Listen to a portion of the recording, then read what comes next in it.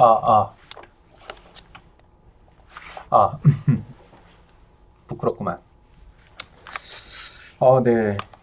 음, 먼저 지금 소개해 드릴 건, 부동산 종합관리, 그 부동산 종합 서비스가 왜 블루오션 사업인가, 그리고 왜 이 사업을 해야 하는가, 간단하게 정리해서 알려드릴게요. 부동산 산업의 시장이 굉장히 바뀌고 있어요. 예전에는 분양한다고 하면 금방 끝나기도 했고, 예전에는 2017년 이전만 해도 이 준공되기 전에 이미 다 선분양으로 끝나는 경우가 많았어요. 그게 오피스텔이나, 그게 뭐 상가나, 빌라나 그런 경우가 많았어요. 왜냐면 그때는 대출 규제도 없었고, 그쵸? 그리고 그때는 뭐 나름대로 괜찮았던 것 같아요. 제가 건물 관리하고 하자 보수하는 사람 입장에서도 솔직히 굉장히 좋은 뭐 노다지 같은 시간이었어요. 그때는 평생 건물 관리랑 하자 보수만 해도 될 것 같다라는 생각을 했죠. 근데 지금 보면은 이 건물 관리로 하자 보수로 했던 사람들이 오히려 이전에 분양이나 시행이나 했던 사람들보다 돈을 더 많이 버는 경우가 있어요. 그거에 대한 이야기를 해드릴게요. 그러면은 부동산 시장이 어떻게 변했나? 뭐 간단하게 제가 아는 아주 짧은 지식으로 여러분들께 전달해 드릴게요. 대한민국은 기존 부동산 시장이 시행, 개발, 분양, 뭐 소유와 매매 중심의 시장이었어요. 아시다시피. 근데 최근 뭐 저금리가 장기화되고 초저출산, 고령화, 1인 가구의 증가 등으로 사회 경제적 여건들이 구조적으로 굉장히 많이 환경이 변하고 있어요. 그로 인해 부동산 산업의 패러다임이 대전환기에 있다고 볼 수 있어요. 일반적인 건설회사나 개발회사들도 이제 단순한 개발에 그치지 않고 개발 이후 보유나 관리까지 사업 영역을 확장하는 경우가 굉장히 많이 있죠. 기존의 소유와 매매 중심의 시행 건설, 분양 개발 등의 하드웨어 중심에서 보시다시피 임대, 관리, 경영 등의 소프트웨어 중심으로 어떤 산업의 환경이 변화하고 있어요. 이거는 뭐 제 얘기가 아니죠. 최근 몇 년 전에 통신회사 KT가 기업형 주택임대 사업에 합류했어요. KT가 뭐 하는 회사죠? 우리가 알기로 통신회사잖아요. 부동산과 전혀 연관이 없는 것처럼 보였던 기업이 부동산 운영 사업으로 속속 진입하고 있는 거예요. KT뿐일까요? 아니죠. IT 산업들도 많이 들어오죠. 앞으로는 금융이나 IT 등 다양한 기업이 부동산의 산업이라 그래요, 이걸. 부동산 산업과 융복합하는 사례가 속출할 거로 보여요. 이건 뭐 제 얘기는 아니고요. 그로 인해서 이 점에 주목한 정부도 2018년 6월 20일, 어제 욕한 거 아닙니다. 2018년 6월 20일 부동산 서비스 산업진흥법을 발효하였습니다.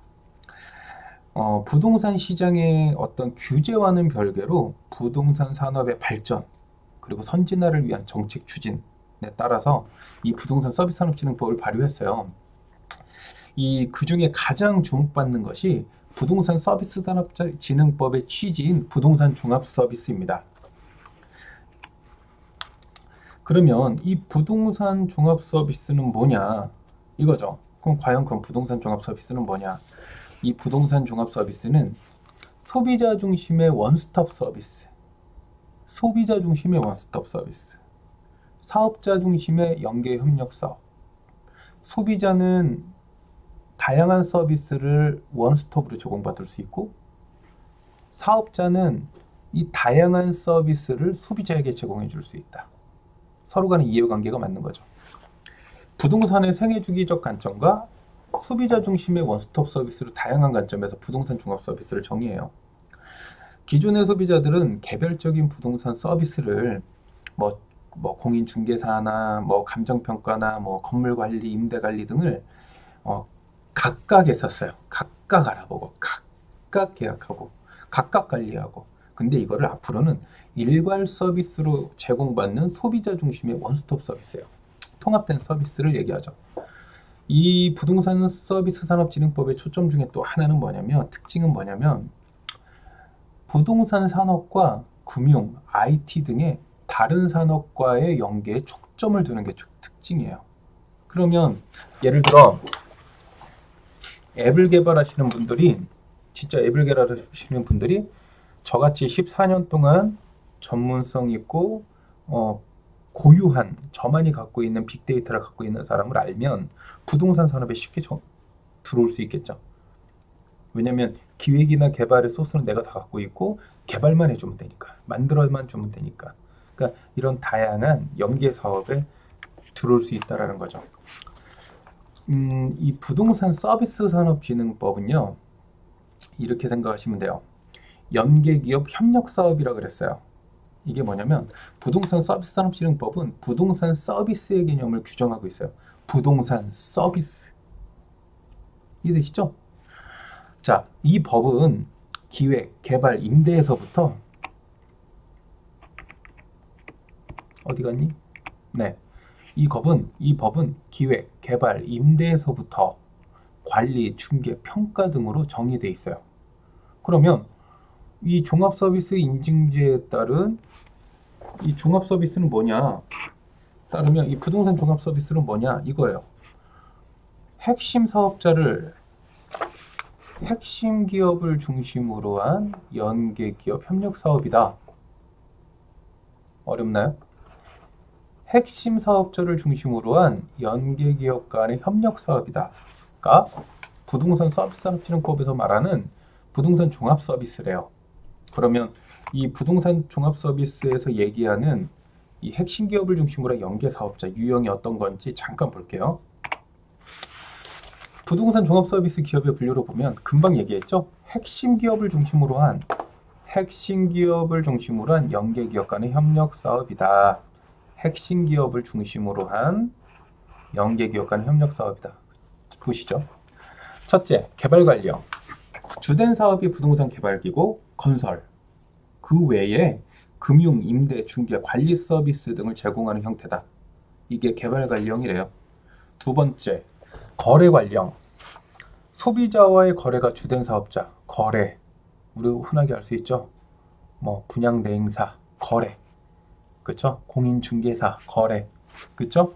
그러면 소비자와의 거래가 주된 사업인 공인중개사가 이와 관련된 생활 서비스, 세무 등기, 중개, 이사 서비스 등을 연계해서 제공해 줄 수 있대요.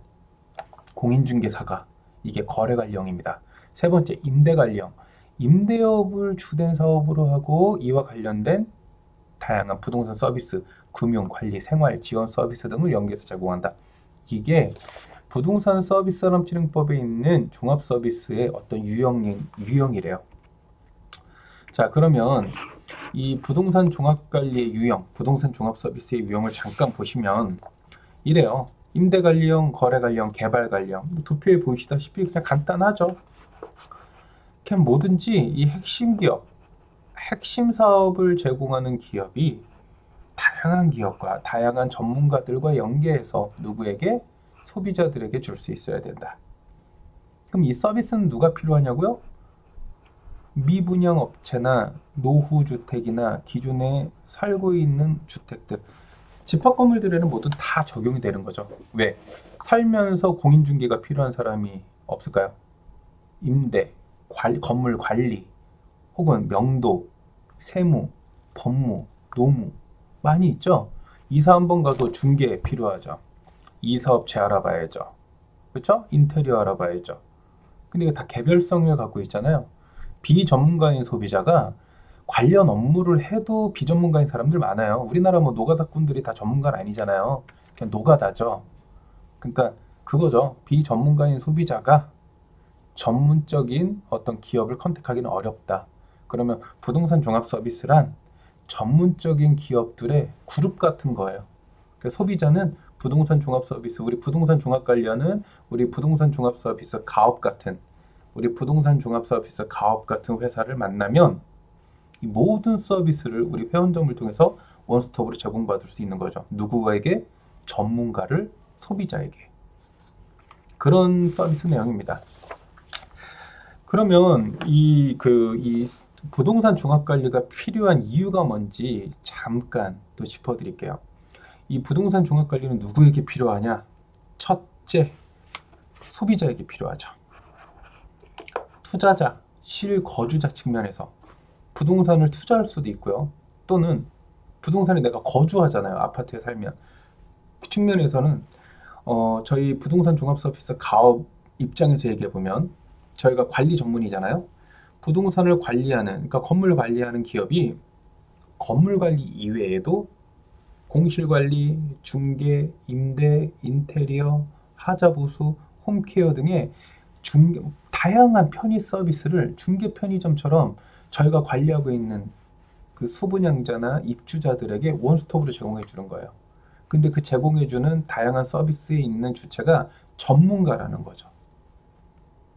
그렇게 해서 소비자는 뭐냐면 전문성 있는 기업을 원스톱으로 제공받을 수 있고, 그리고 표준 견적, 표준 서비스를 제공받을 수 있다가 부동산 종합관리에 필요성이 있는 투자자나 실소유주, 실거주자에게 필요한 겁니다. 두 번째는 산업종사자. 이 부동산 산업종사자 많죠. 청소업체, 뭐 경비 아저씨, 뭐 미화원 아줌마도 있지만 공인중개사, 분양대행사, 그쵸? 뭐 세무사, 노무사, 법무사, 등기소, 다양하게 많죠. 이런 분들, 뭐 홈케어 하시는 분들, 이사 청소하시는 분들 다 부동산 산업의 종사자죠. 이런 분들에게는 뭐냐면 본인이 본업 위에도 본인이 하는 업무 위에도 건물 관리나 하자보수, 인테리어, 홈케어, 이사 청소 등을 단순한 중개 컨설팅만으로 수익을 고부가 가치의 수익을 올릴 수 있다는 거죠. 안정적으로. 간단하게 한 예로 들면 청소업체가 건물관리 수주까지 같이 하고 청소업체가 하자보수 수주까지 같이 할 수 있다면 청소업체가 공인중개나 이런 부분을 할 수는 없어요. 하지만 연결은 해줄 수 있잖아요. 이런데 여기 지금 집을 내놓은대요 라고 해서 정보 전달 정도는 해줄 수 있는 거죠. 이거 공인중개사법에 안 걸려요.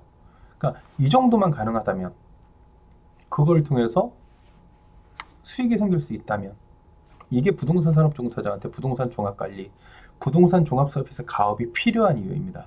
세 번째로 시행사. 그럼 우리가 영업을 하다 보면 이렇게 얘기했어요. 그럼 누구를 대상으로 해? 저는 솔직히 이렇게 말하자면 입주자 대표회의나 관리단, 그리고 뭐 건물 관리소장도 있지만 시행사들, 시공사들이 저희의 주된 고객이라고 볼 수 있어요. 시행사, 시공사 입장에서 보자고요. 시행사, 시공사 입장에서 보면은 분양, 공실이 가장 큰 문제점이거든요. 그렇죠? 아무리 분양이 잘 됐어도 임대차가 안 맞춰지고 계속 상가가 돌고 있으면, 집이 잘 팔렸어도 집이 월세나 뭐 전세, 어떤 임차인들이 안 들어온다면, 또는 분양하는 사람들 입장에서는 요즘에 선분양 이런 게 아니기 때문에 일반 선 임차인을 맞춰놓고 후 분양을 해요.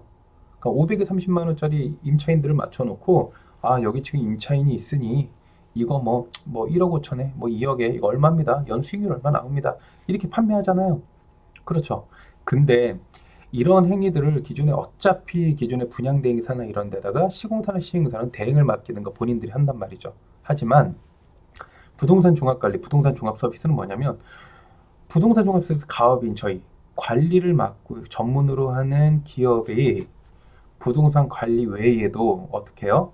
분양 홍보, 뭐 언론 미디어 홍보, 프랜차이즈 입점, 중개, 뭐 임대차 중개, 이런 다양한 부분들을 추가적으로 지원해 줄 수 있다라면 얼마나 좋겠어요. 뭐 시행사나 시공사 입장에서는 그거만큼 더할 나위 없죠. 예를 들어 건물을 관리하는 부동산 관리 기업이 집을 한 채만 팔아줘도 아마 저랑 평생 갈걸요. 그런 일들을 하는 게 저희 부동산 종합 서비스 가업, 우리 부동산 종합관리 전문가들이 하는 일입니다. 저희 매경 부동산 종합관리 전문가들은 이런 일들을 중간에서 중개해 주는 일이고, 저희 회사는 핵심 기업으로 다양한 전문가들을 그들에게 제공을 해주는 일을 하는 거예요. 자, 그러면 이 사업이 그럼 우리나라에서 처음 시작했냐? 이전에도 있지 않았냐? 미리 말씀드리면 우리나라 옛날에 부동산 시장에도 복덕방 같은 데도 이미 종합 서비스를 했었어요. 근데 이게 이루어지지 않았죠. 왜 이루어지지 않는지 아세요? 복덕방 아저씨가 공인중개사가 하자보수 인테리어는 비전문가인 거예요. 그 이사업체, 청소업체를 선택하는 비전문가예요. 몰라요. 근데 이분들이 어떤 걸로 고객에게 이 입주자들이나 소유주들에게 연결해 주냐면 수수료. 조금 더 비싸게 해주는데, 조금 더 뭐한데, 그러다가 조금 돈이 될 것 같으면 자기 아들, 일가, 친척들에게 야, 건물관리 청소 좀 해봐. 이거 돈이 돼. 이렇게 하다 보니까 어떻게 돼요? 그 사람들은 단기적으로는 돈을 버는 것처럼 보이지만 실질적인 소비자는 막상 인근 우리 지역 공인중개사한테 이사업체 좀 알아봐 주세요. 청소업체 좀 알아봐 주세요. 혹은 임대나 뭐 중개 뭐 다양한 건물 관리를 알아봤는데 이상한 사람들 데려다 놓고 AS도 제대로 안 돼주고 CSAS도 제대로 안 돼서 불만만 폭증하는 거죠. 우리나라도 이미 그 시스템이 자리를 잡았으면 벌써 20년, 30년 전에 이 부동산 종합 서비스 시스템이 우리나라에 있었어야 돼요. 왜? 우리나라는 지역적인 특성이 있기 때문에 공인중개사들이 그 지역적 특성 외에는 잘 모르는 게 우리나라의 시스템이거든요. 실제로 공인중개사 20년 하신 분도 혹은 토지중개 이런 것만 전문으로 하시면 부동산을 다 알 수가 없거든요. 다 안다 그러면 제가 봤을 때 좀 약간 사기꾼이지 않을까라는 생각을 합니다. 저도 잘 모르거든요. 저도 공부한다고 했는데도 모르겠어요. 근데 어떻게 잘 알겠어요? 모르거든요. 한 지역에서 10년을 살아도 10년에 뭐 아파트, 상가, 토지 그걸 다 모릅니다. 자기가 하는 분야만 잘해요. 그렇기 때문에 저희 나라도 부동산 종합 서비스가 분명히 자리 잡을 수 있었으면 우리나라는 그게 안 됐었다. 그러면 이 부동산 종합 서비스를 누군가를 이제 따라야 되는 선진 사례가 있어야 되는데 우리가 누구냐? 가까운 일본하고 미국입니다. 간단하게 빨리 말씀드리면 일본 1990년대 버블 온 거 아시죠? 그 말은 뭐냐면 1990년대 이전까지 일본이 대출을 확 풀어줬어요. 나라에서. 어떻게 해요? 야, 그 부동산 많이 줘. 뭐 오피스텔, 뭐 주택 매매에서 1980년대 초까지는 주택 매매 분양에서 1980년대 말에는 오피스 비주거용 건물들이 어마어마하게 막 개발이 되기 시작했어요. 그러다가 1990년대 초에 버블이 생긴 거예요. 버블은 뭐예요? 간단하게 이제 더 이상 대출을 못 나가요. 그리고 금리가 높아요. 자, 이렇게 생각하면 되는 거예요. 장기간의 공실률. 집이 있어요. 내가 가지고 있는 집이 돈을 벌려고 샀는데 공실률이 장기간 돼요. 그리고 낮은 임대료가 계속 장기간 형성이 돼요. 근데 나는 이율은 계속 높아지는 거예요. 은행 이자는. 어떻게 해요? 파산해야죠. 그게 버블 현상이에요. 그냥 간단하게. 간단하게 우리가 일반인이 이야기시키는. 그렇기 때문에 그렇게 돼서 딱 어떻게 해요? 기존의 시행 개발로 먹고 살았던 이 일본의 어떤 우리나라 현재도 지금 시행 개발 중심의 우리 시장이잖아요. 근데 일본은 이미 1990년대 시행 개발 중심의 산업이었던 그 산업이 망하기 시작한 거예요. 그래서 이 친구들이 뭘 기억하냐면 2000년대, 2008년도에 뭐가 있죠? 경제금융위기 왔죠? 그때까지 겪으면서 이런 거죠. 아, 시행 개발로는 죽겠구나. 안 하니까 그 밑에 있는 산업, 부동산 산업에 관련된 있는 사람이 우리 먹고 살기 어렵네? 그래서 어떻게 해요? 개발 후, 시행 개발 후에 임대, 관리, 금융, 다양한 운영에 대한 산업을 확장하기 시작했어요. 여기 보시면 일본의 종합부동산회사는 임대, 관리, 금융에 이르기까지 부동산의 생애주기 전체로 사업 영역을 확장했다. 실제로 일본의 종합부동산회사들이 제가 알고 있기로는 1년에 몇 천억, 몇 조 버는 기업도 있다고 알고 있어요. 그만큼 이 친구들은 뭐 좀 뭐하지만 우리나라보다 한 20년 정도 앞서 있어요. 부동산에. 근데 왜 그러냐면 이분들이 우리가 지금 2017년 중반부터 현 정부가 지향하고 있는 부동산 대출 규제, 어떤 이런 고강도 정책이 우리는 정책으로 가면 그때 당시에 이미 20년 전에 겪은 거예요. 물론 우리나라보다 더 클 수도 있고 작을 수도 있죠. 체감이. 근데 제가 봤을 때는 우리나라도 그렇게 갈 수 있다라는 거 그렇게 가고 있습니다. 그래서 향후 시행 개발 분야에 있던 산업이 앞으로는 개발 후 보유나 관리, 다양한 후방 산업 분야의 어떤 경영 분야까지 이루어져야 큰 돈을 만질 수 있다라는 거예요. 자, 또 하나 일본은 얘기했고 미국 같은 경우는 자연스러워요. 종합부동산 회사가 만들어진 게 이유가 중개 및 부동산 관리에서 시작을 했어요. 근데 이 사람들이 참 그렇게 뭐 미국에 있는 사람들의 어떤 그런 문화적인가 그럴까요? 프랜차이즈식으로 그냥 이름을 같이 쓰면서 중개 및 부동산 관리에 시작해서 개발도 같이 하고 컨설팅도 하고 금융 서비스를 연결한 종합부동산 시장으로 자연스럽게 형성이 되는데 이때 소유자들이 요구하는 것들을 해주다 보니까 자연스럽게 예를 들어 집 져주세요. 집 지다 보니까 관리해주세요. 관리해주고 관리해주다 보니까 뭐 나중에 중개 일어나서 중개도 해주고 이러다 보니까 미국은 그냥 자연스럽게 종합부동산 시장이 형성이 됐어요. 그 과정 중에 하나가 뭐냐면 미국은 부동산 거래 시에 에스크로 제도라는 게 있어요. 이 에스크로 제도는 뭐 우리나라 같은 경우는 매도인과 매수인이 직접 만나서 하든가 거래 부동산 공인중개인이 껴서 하든가 했을 때 사기도 당하고 눈탱이도 맞고 뒤통수도 맞고 옆통수도 맞고 막 이런 상황이 많이 발생하잖아요. 근데 미국의 이 부동산 서비스의 에스크로 제도는 그런 일이 없어요. 매도인과 매수인이 볼 필요가 없습니다.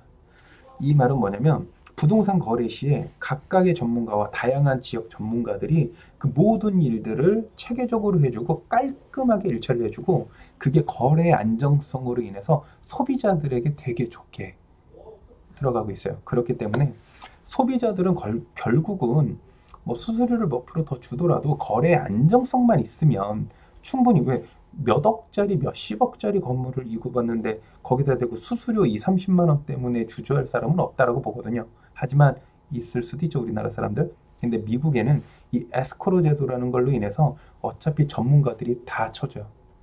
아무리 지저분한 등기부등본도 깨끗하게 만들어서 매수인에게 제공해주기 때문에 거래 안정성을 확보할 수 있죠. 그래서 종합부동산 시장이 굉장히 활발한 거예요.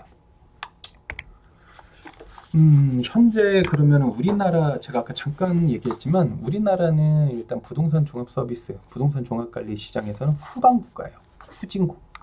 왜냐면 개별성을 넘어뛰거든요. 소비자가 어떤 하나의 서비스를 제공받기 위해서는 각각 요청하는 개별성을 가지고 있어요. 그러다 보니까 아무래도 어떤 비전문가인 소비자가 전문적인 기업이나 전문적인 서비스를 컨택하기 어려운 부분이 있고 그로 인해서 제2의 하자, 제2의 비용이 들어가는 부분이 많아요.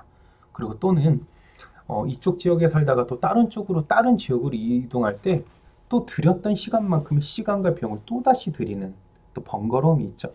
그러다 보니까 우리나라는 아직까지는 약간 개별성, 독립성 이런 것 때문에 이 종합 서비스 시장으로는 아직 조금 그렇습니다. 그런 이유가 이제 소비자들이 피해가 많은 거예요. 뭐 그러다 보니까 이 개별성이라는 건 뭐예요? 각각의 업체가 다르고 각각의 시장이 다르잖아요. 그러다 보니까 소비자 스스로가 비전문가이에요. 그렇죠? 그러다 보니까 다양한 뭐 이권, 횡령, 분쟁 이런 것들이 굉장히 많죠. 이런 부분들이 굉장히 많은데 우리나라 법도 모호해요. 제가 실제 소송을 하고 소송도 판결도 받고 하지만 우리나라 그 뭐라 그래요? 검찰 애들, 검찰, 그분들도 이쪽은 몰라요. 그러니까 되게 웃긴 거죠.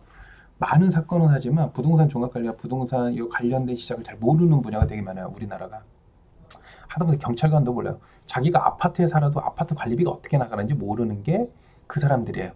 그러다 보니까 되게 분쟁이 많죠. 모호하고 우리가 흔하게 그럴 수 있죠. 뭐 누가 내 돈 뭐 예를 들어 입주자 대표회의가 500만 원 더 써서 뭐 조금 뭐 민사로 가서 받으면 되는 거 아니야? 그거는 소송을 한 번도 안 해보신 분들 얘기죠. 소송이라는 건요, 민사, 형사는 양자 간의 거는 딱 깔끔해요. 근데 대부분 이 부동산 관련된 건 3자가 끼게 돼 있어요. 나, 사기꾼과 사기꾼 또는 중개인. 오래 가요. 그렇기 때문에 우리나라에 진짜 이 비리에 노출된 어떤 부동산에 거주하는 사람들 엄청 많습니다. 아무튼 그런 이유로 저희 이 부동산 종합관리는 소비자들에게 무조건 필요하고 소비자가 앞으로 지향해야 되는 서비스입니다. 소비자가 이 서비스를 몰라서 안 받는 거예요. 생각을 해보세요. 소비자 입장에서 한 기업의 회원이 예를 들어 저희 가업이라는 회사에 얘기만 하면 중개부터 관리비, 추이, 하자보수, 그 외 다양한 이사 청소 서비스까지 원스톱으로 최소한의 결정권은 아니지만 선택할 수 있는 기준을 제공해주고 이런 업체들이 전문적인 업체라면 좋잖아요. 그쵸? 예를 들어 시행사나 시공사라고 생각을 해보세요. 시행사나 시공사 입장에서 분양 대행사도 있고 다 있어요. 하지만 건물을 관리하는 기업이 또 해주는 거예요. 분양 홍보나 다양한 서비스를 프랜차이즈 입점도 해주고 미디어에 언론 보도도 해주고 얼마나 좋아요. 시공사 입장에서 제가 시공하는 사람, 제가 시행사라면, 내가 건축주라면 당연히 건물을 관리하는 기업이 이런 부동산 종합 관리하는 기업을 선택하죠. 선택 안 하는 게 바보 아니겠어요? 그 사람들 진짜 뭐 강남에만 집 질 거 아니잖아요. 그렇기 때문에 꼭 필요합니다. 그리고 사업자 중심에서도 사업자가 얼마나 힘들어요. 공인중개사나 이런 사람들 먹고 살기 어렵거든요. 이런 분들이 자기가 관리하거나 자기가 중개하는 건물에 그 외에도 다양한 산업을 본사의 지원을 해 다양하게 수익 사업을 할 수 있다는 거. 이게 정부에서 정책적으로 밀어주고 있다면 해야죠. 왜? 큰돈 안 들어가잖아요. 하다못해 치킨집을 하나 하셔도 서울 인근의 경기권에 뭐 2, 3억 들죠. 2, 3억 들면 10년이 뭐예요? 3, 4년 안에 폐업률 나오죠? 뭐 권리금도 못 받아요. 그런데 이 사업은 어떻게 해요? 한 번 하는 거 계속 할 수 있잖아요. 점포가 필요한 게 아니라 자기가 필요한 거죠. 자기의 열정. 그리고 자기가 어떤 일을 하는지가 필요한 거지 그 외의 건 필요가 없다라는 거죠. 이 부동산 종합관리는 이 부동산 종합 서비스라고 하는 특수는 국토부에서 발효된 사업이고 이 사업은 정책적으로 부동산 산업의 발전과 어떤 선진화 정책을 추진하는 거고요. 그럼 이거를 우리는 빨리빨리 알아서 같이 한번 해보는 게 중요하다고 봅니다.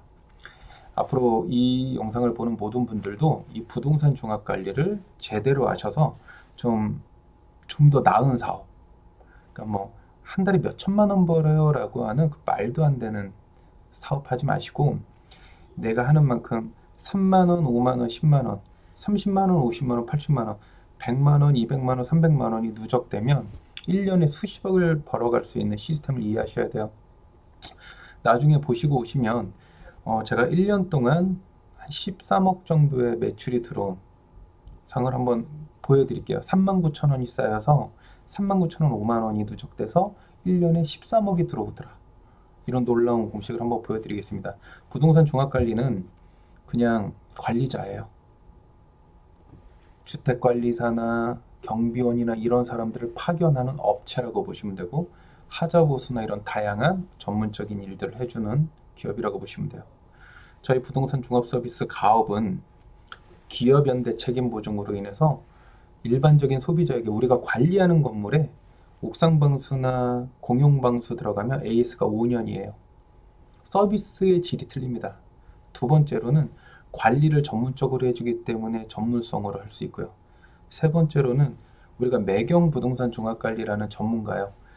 매일경제 부동산 아카데미에서 수료증을 받고 매경 부동산 종합관리 전문가라고 하는 타이틀을 가지고 그 전문가 그룹이 전국에서 함께 사업을 하는 시스템입니다. 어느 쪽으로나 사업하실 때 무조건 도움이 되길 바랍니다. 항상 건승하시길 바라겠습니다. 감사합니다.